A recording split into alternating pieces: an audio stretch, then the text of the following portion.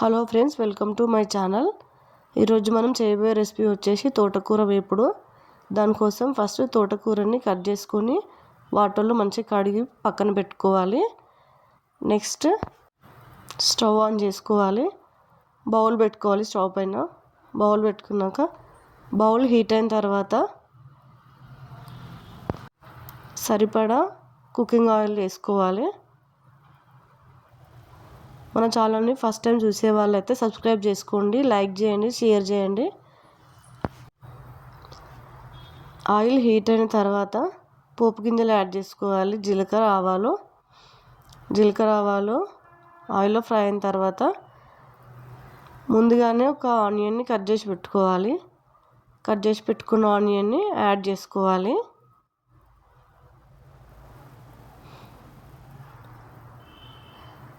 ఆనియన్ని కూడా ఆయిల్లో మంచిగా ఫ్రై చేసుకోవాలి.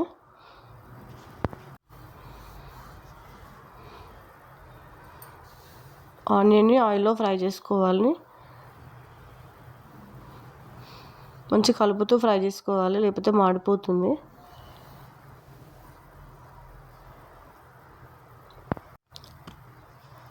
ఒక 2 minutes ఆనియన్ని మూత పెట్టుకొని ఫ్రై చేసుకోవాలి. ఇలా ఫ్రై అయిన తర్వాత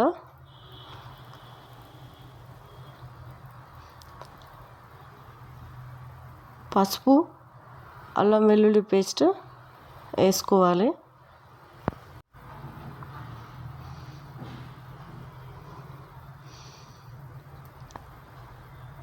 పసుపుని అల్లం వెల్లుల్లి పేస్ట్ని కూడా ఆయిల్లో మంచిగా ఫ్రై చేసుకోవాలి ఆనియన్తో పాటు.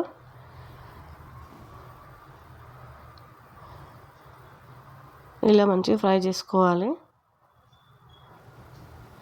ఫ్రై చేసుకున్నాక కట్ చేసి పెట్టుకున్న కొత్తిమీర యాడ్ చేయాలి.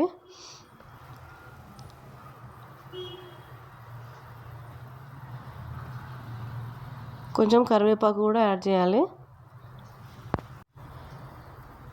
కరివేపాకు యాడ్ చేసుకున్నాక రెండింటిని మంచిగా ఫ్రై చేసుకోవాలి ఆయిల్లో.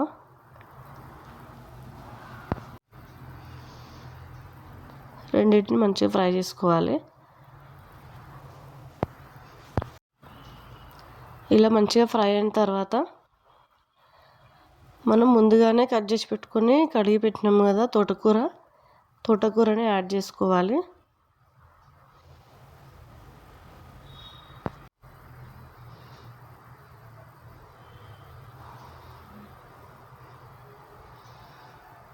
తోటకూరని యాడ్ చేసుకొని మాడిపోకుండా లో ఫ్లేమ్లో పెట్టాలి. ఇప్పుడు లో ఫ్లేమ్లో పెట్టి మంచిగా కలుపుకోవాలి.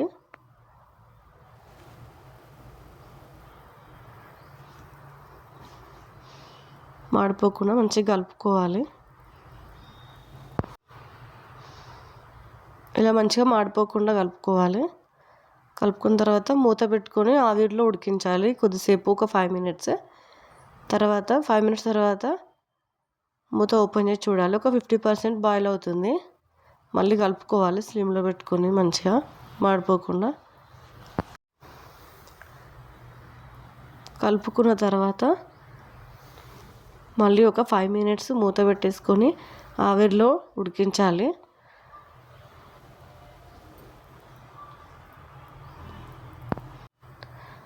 ఇలా 5 minutes తర్వాత ఇలా బాయిల్ అవుతుంది అన్నమాట.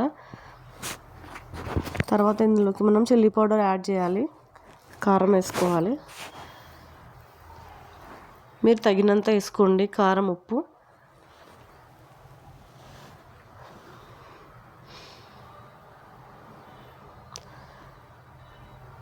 నేను ఇది ఎండుమిర్చిది కాబట్టి స్పూన్ వేసుకున్నాను. తగినంత సాల్ట్ వేసుకున్నాను. మంచిగా కలుపుకోవాలి. కారం, ఉప్పు తోటకూరలో కలిసేలా కలుపుకోవాలి.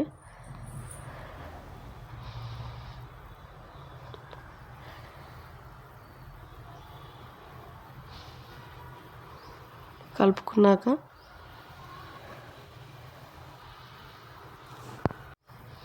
మళ్ళీ మూత పెట్టుకుని ఒక 3 minutes ఫ్రై చేసుకోవాలి అలానే ఆవిరిలో. తర్వాత చూడండి ఇలా బాయిల్ అయిపోతుంది. అంతే, సింపుల్ అండి తోటకూర వేపుడు.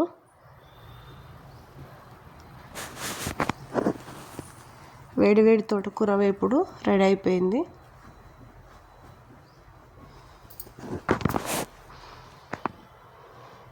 ఛానల్ చూసేవాళ్ళు సబ్స్క్రైబ్ చేసుకోండి, లైక్ చేయండి. Thank you so much video చూసినందుకు.